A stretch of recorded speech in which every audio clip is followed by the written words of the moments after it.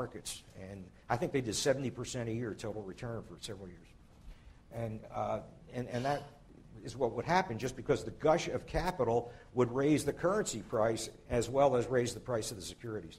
So those kind of returns were possible. So we benefit from that. The latest interaction we've had with them is totally different. And this started in 2002, 2003. They became very much more successful than they had been in the past. And they became export powerhouse. They swamped the world with their products. The U.S. ran about a 6% of GDP trade deficit. The surpluses were with the emerging nations. Their growth rate was exceedingly high. They earned a lot of dollars from this surplus trade. And basically, they were growing very, very fast, and they saved an awful lot of their money. And in fact, countries like China had a 50% savings rate when the U.S. had a negative savings rate. And what were they doing with their 50% of income? They were turning around, putting about 80% of it back into the United States. It was not uncommon for the manufacturers of the emerging nations, but it was also common for the raw material producers or the energy countries, like the OPEC countries, to also export a tremendous amount of energy and raw materials in that period of time, take their earnings and put 80% back in the United States. And we then became the beneficiaries of very cheap capital, and that's how we got here. And the capital got highly funneled in a concentrated way at first to the residential real estate market. Starting about 2002, 2003, there was an absolute boom in houses being built and houses being financed, and the financing of the house, the mortgage would get packaged in a mortgage-backed security, residential mortgage-backed security, and it would get funneled to the financial institutions abroad. They were interested in investing in the United States, and the means for them to invest in America was the investment bankers on Wall Street would package any kind of debt into a securitized product, which they then would get rated, and the highly rated tranches of these products would be eligible, would be on the wish list of the foreign investors. So the foreign institutions basically financed the U.S. housing boom. But it was not just the U.S. It was Ireland as well. It was Spain as well. It was the U.K. as well. Basically the developed world. Somehow we had gotten to a point in the world economic growth that there was not much demand on the corporate side for credit at that point. It was after the tech boom and bust. They were trying to pay debts off. They had enough debt on their balance sheet. They were trying to get rid of it. They were in a deleveraging mode. The only one in a leveraging mode who was willing to take the capital on the cheap were the houses. Now, housing were consumers, and the loans from abroad were securitized, were collateralized by homes.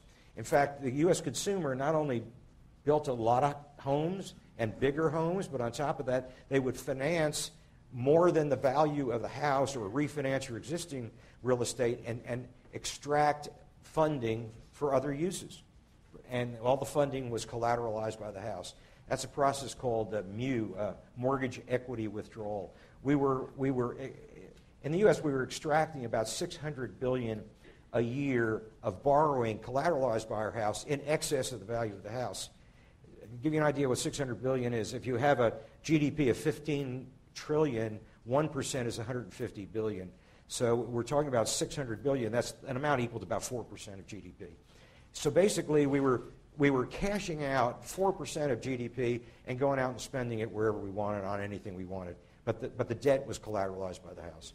So we had an awful lot of debt build up. Now, part of that process also, by the way, found its way to Europe on the other major takers of the debt were not only homeowners across the world, but the very countries like Greece and Portugal and Spain. The sovereign debt of those particular countries, they stood up to the emerging markets, and also they were a willing taker, which is one of the reasons Greece is in such a problem right now. So basically, the upside down problem we had is the aftermath of a boom that was unsustainable. So much of the financial resources went into housing, you end up with an oversupply, and then eventually the prices crash.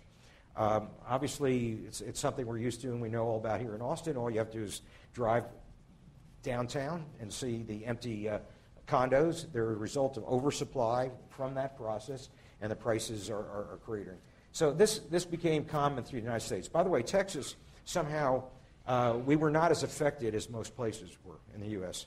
But nonetheless, it was a generalized thing through the United States, much worse in California and Florida than here. And what it did was it created a lot of houses, more houses than we had households.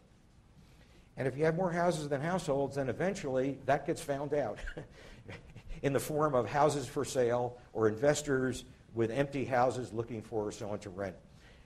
So we ended up overdoing it. There was no grand coordinator of how much supply do we need relative to the number of households we have in the United States. We had many, many developers out there trying to build as fast as they could, as long as they could get the cheap financing, they could attract people. And basically what we did was we started with the prime borrower. We ran out of prime borrowers. Then we went to what's called the Alt-A borrowers, or they're just subprime, or excuse me, a little less prime than prime. And then the bottom tier is the subprime. And basically by 2006, 2007, virtually all the deals were done with the subprime because all the prime folks were already financed or refinanced. This all starts to unravel in 2006. Basically, it became very clear that the number of houses sold exceeded the number of households, and housing prices start to decline. And in turn, that puts enormous stress on the debt that financed the housing. Because the debt that financed the housing, it has value from two sources of value. One is the income-producing capability of the individual to service the debt, and the second, if that fails, is if the lender takes over the collateral and sells the collateral. Well, basically, with the subprime borrowers, we hit a wall with respect to income as well as with respect to collateral. And things start to come unraveling very, very fast. It's not over. In my long list of things that are troubling us is the delinquency rate, the serious delinquency rate. I think I did mention it. Now in the United States has hit 9.5% of all homeowners. 9.5% of serious delinquent. And if you look at the chart, it's rising just like a rocket. So basically, that's how we got into a situation. Now, there are several balance sheets involved in this process. And being a professor without a blackboard, I'm a bit handicapped. But I did draw it out against this possibility. And let's see if this works. Basically, there are several balance sheets involved in this process. You have the consumer on the left-hand side that buys a house. The house is financed by a mortgage, and the mortgage, the house serves as the collateral for the mortgage. The consumer, hopefully, has some net worth, namely the assets, the sum of the assets of the consumer exceed their debt, and if so, the difference is their net worth. And I'll go back to that in a minute. Basically, across America, across all institutions, there is no more net worth, or very little left. Then, on top of that, then what occurs in this process is the mortgages then are purchased by the special purpose vehicle. It's called an SPV, which is a securitizing accumulator, like a mutual fund of mortgages, by an investment banker. Then they sell claims against the package, and then the banks buy those claims, both in the United States and abroad, and then you have other financial institutions that also buy some of these claims. Now, basically, what we have then is a house of cards. Once we overbuilt houses, and the house prices start to decline, then the value of the mortgage in the market declines, and then the residential mortgage-backed securities are just a mutual fund of mortgages, so that value declines. So the asset value of the banks decline, and not only that, but the other financial institutions holding that kind of derivative as well, their assets decline as well. So when you have to write off assets across the board of the consumer, of the bank, and the other financial institutions, you quickly get into a situation where as you write the asset off, you've got to write off the capital. And basically, they had more write-offs of the assets than they had capital, so they ended up in a situation where the debt exceeds the assets across the board, across the world. One of the reasons is that commercial banks had very little capital. Actually, the regulators were very proud of themselves because in 1990, they increased the minimum capital requirement of commercial banks from about 6% to 10%, and they thought they were very well capitalized. Well, that disappeared almost instantly. The reason being is once the housing market tanks, then the mortgage is not worth much because the collateral is not worth much.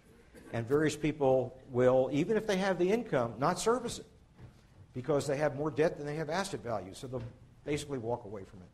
So basically what we had is a situation in America is that these mortgages, once they got packaged as a market instrument and were traded on a secondary market, very quickly registered the fact that the housing market declined and the financing against the house declined dramatically as well, and across the board made banks insolvent and made other financial institutions insolvent across the world who held that kind of asset.